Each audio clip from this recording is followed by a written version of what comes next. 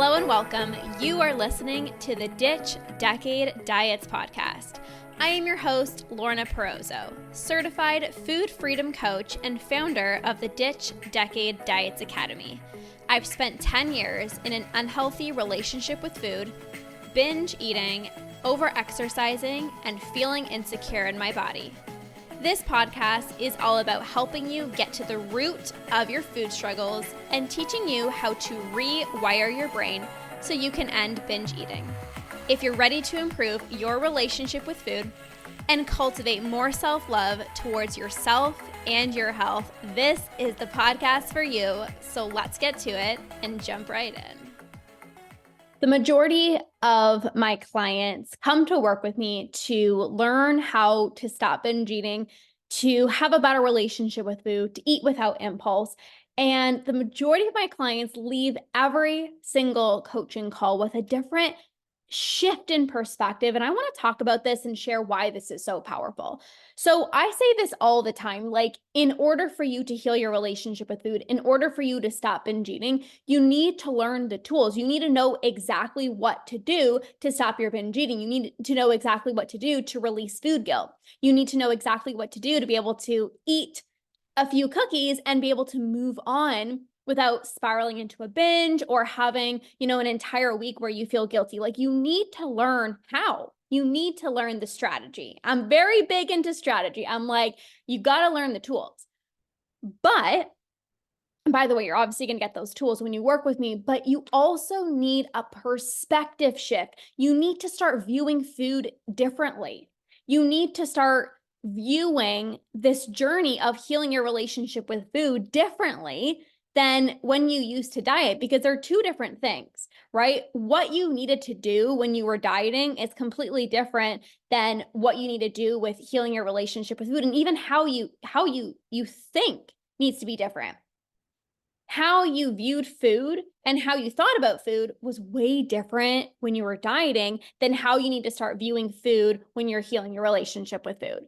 And I know that many of you have spent the majority of your life dieting and all you know is like, can't eat this. This is a good food. This is a bad food. No, I know like this has too much sugar. That has too much fat. Better not eat that. That's what you know. And you're used to beating yourself up when things aren't perfect. You're used to being hard on yourself. You're used to not honoring your cravings. You're used to fearing your cravings. But this needs to shift. And what I mean by a perspective shift, again, is you need to view these things differently. Instead of fearing your cravings, you need to make peace with your cravings. Instead of giving yourself rules, you need boundaries around food. So what I often do with a lot of clients that I work with is I help them understand, yes, number one, why they're binging, but also number two, give them a perspective shift to look at food differently and even notice how their language is impacting their behaviors with food. So I want to give you an example. I was on a coaching call with one of my clients the other day, and she's pregnant. And for the past few weeks, she's been extremely nauseous. And she's like, I feel so out of control with food. Like, I feel like I'm just eating all the time. Like, I feel like I'm so out of control. Keyword, I feel like I'm out of control. And she said, like, I feel like I'm not really eating intuitively. And before a few weeks, she was like, I felt like, a few months ago, like I was like eating intuitively and I was really listening to my body, but now I feel out of control and I feel like I'm not eating intuitively because I'm just eating more than normal and I can't really like predict specifically like how much I'm going to eat or like what I'm going to eat each day because of the nauseous feeling. And so right away, I shifted her perspective. Right away, like literally as soon as she said that, I'm like, listen, you're actually not out of control. It feels like you're out of control because you're so used to being rigid and you like being perfect and you like having you like knowing exactly how much you're going to eat. But you're actually really listening to your body. It doesn't feel like that because when you're eating more than normal, you're hungrier. It feels like, oh my gosh, I must be spiraling out of control. Oh my gosh, I'm not listening to my body. But I told her, no, you're actually listening to your body. You're eating when you're hungry, even though you might be eating more often, you are listening to your body. You are eating intuitively. It just looks different than how you used to eat a few months ago, but of course you're pregnant. The perspective shift here was really, she was just scared. It was scary for her to feel like, I'm not in control, but it's not that she wasn't in control. It's just that she was eating differently. She loves being in control. She loves structure. She loves being rigid. And like I said, knowing how much to eat, when to eat. And you can't really predict that, right? If you're feeling nauseous, you're pregnant, like there's going to be different seasons of your life. And I told this client, like, I'm actually so proud of you for honoring that, because how easy is it to feel hunger and dismiss it? But you didn't do that. You're actually listening to your body. And she was like, I never thought of it like that. Like, I literally was beating myself up because I just felt so out of control. And also, she's in the membership. She's in the Root and Rewire membership. And she kind of pulled back a little bit, right? She was, because she was feeling nauseous. She's pregnant, and she wasn't really leaning into the trainings or into the Slack or our private community. And she's like, I notice a big difference when I pull out of the community from when I lean into the community. I make progress. I feel momentum. Like, I feel so good. And I was like, well, a huge reason why you're also feeling out of control is because you're not prioritizing your healing. You guys, when you prioritize your healing and you show up for the trainings and you lean into the community and you lean into the support and you're utilizing the tools, you literally feel so much better about your relationship with food, because you know that you're taking action towards your relationship with food. And that was also a huge breakthrough moment for her as well, too. She's like, yeah, like, maybe I'm not really out of control. I'm just telling myself that I am. I said, yes, it's a story. It's a story that you're telling yourself. It's not true. You are eating intuitively. And when other areas of your life, like you're not plugging into the community or not watching the trainings, it's like, it's really easy to blame your food, when you just got to plug back into your calendar, get on the coaching calls, get on the Q&As, like get into the support, get into the community, and you're going to feel so much better about your relationship with food. And you're going to have more control because, number one, you're going to have more support, you're going to have the tools, but also when you know that you're taking good care of yourself and you know that you're actually taking steps forward towards healing your relationship with food, you just feel amazing, right? So that was one perspective shift. Another perspective shift is one of my clients who I've actually been working with in the academy. Is she's coming up to 4 months, and she hasn't been binging. Like, she's been feeling really good with food. Like, she came on the call, she's like, I feel like just everything has been clicking. Like, I just feel really good. And like the tools are coming effortlessly to me now. Like, I just utilize them, and like I just feel really good with food. And she said, I have this fear of losing this momentum. I have a fear of reverting back to old habits. I have a fear of going back to binging. And so again, I shifted her perspective. And I told her, I said, you are healing your relationship with food. You've practiced the tools. You've rewired your brain. This is completely different than going on a very strict diet for 8 weeks and being extremely rigid and then eating everything in sight because you were so deprived. You've rewired your brain. You can't undo the work that you've put to shift how you're feeling around food, how you're thinking about food. You can't shift the work that you've done to be less impulsive with food. So I told her, I said, you need to normalize this feeling of freedom because this is your reality. And I know it feels weird because, this particular client has dieted for years and years and years, and she would always end up sabotaging because, of course, anyone would, not just this client. Like, even for myself, every single time that I would go on this very strict diet, I would binge like crazy and be like, what's wrong with me? Right? But that's because it was too rigid. So of course, for this client, that thought popped up of like, okay, like, in the past, I would go on this diet and it'd be amazing and I feel really good, but then I would revert back to old habits. And I told her, I said, this is not a diet. You and I work together to do things sustainably, to reprogram your brain, to become less impulsive with food, to help you better cope with your emotions without turning to food, to be able to eat some sweets without guilt, to honor your cravings without binging. We've done the work. You've done the work to heal your relationship with food. You're not dieting.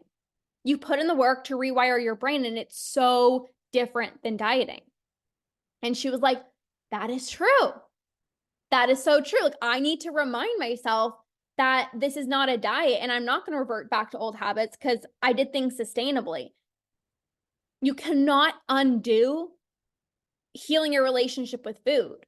Like, you can't undo the work that you've done to reprogram your brain and to view food differently. You can't undo that. So that was another perspective shift. Another client on a coaching call said to me, it was a Q&A, and she said, so a little background.